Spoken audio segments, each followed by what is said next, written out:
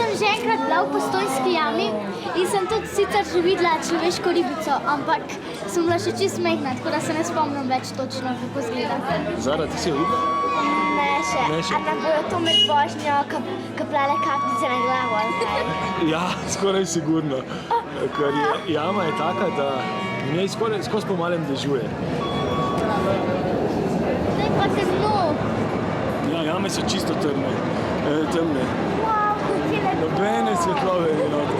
Slovenska zastava. Ja, prišli smo v plesno dvorano. Sem so včasih, v času Binkoštov, na Binkoštni ponedeljek, imeli Postojnčani prost vstop, ker se je tukaj dogajal jamski ples. A tukaj smo? Ja, izstopamo zdaj.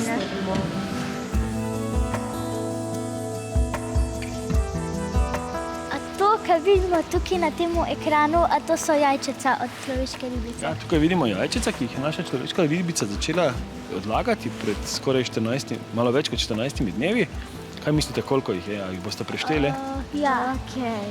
1, 2, 3, 4, 5, 6, 7, 8, 9, Tega se ne da. 11, 12, Tega se ne da. 14, Mi smo 15, jih že 16, prešteli 17, in smo se zaustavili pri številki 50 jajčec.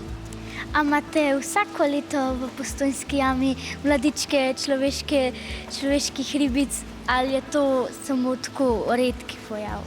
To je precej redek pojav. Človeška ribica postane spolno zrela pri 15 letih starosti in potem odlaga jajčeca vsako 6. leto. Vmes pa je, počiva, nabira energijo, da lahko naredi naslednja jajčeca.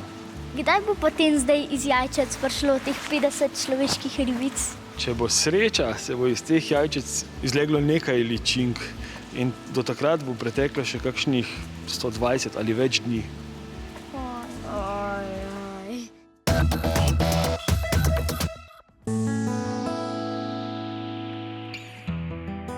Človeške ribice hranimo s postranicami. To so eni majhni rakci, ki jih nalovimo v pritokih reke Pivke pred Postojnsko jamo in potem vsaka človeška ribica dobi 100 postranic na mesec.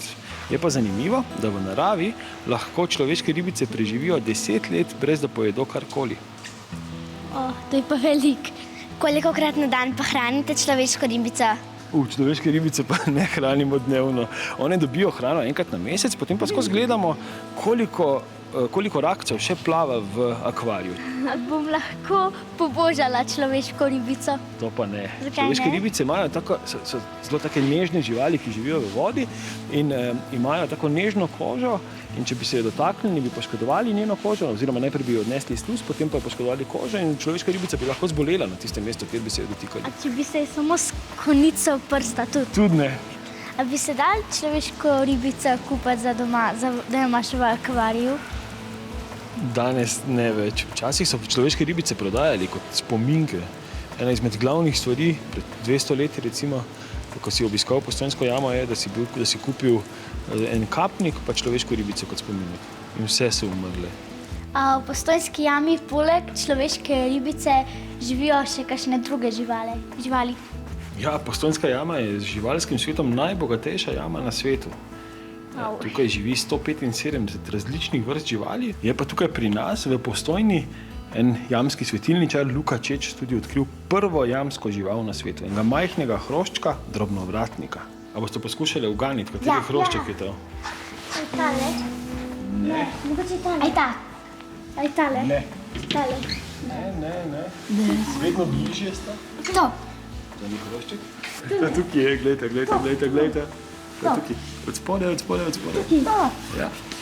Tale? Čisto majhen. Drobnovratnik. Z drobnim vratom. Prej ste me vprašali, če bi lahko kupili človeško ribico. In jaz vam tukaj za vaju za vsako po ena in spominek za vsako človeško ribico. Kako so lepe.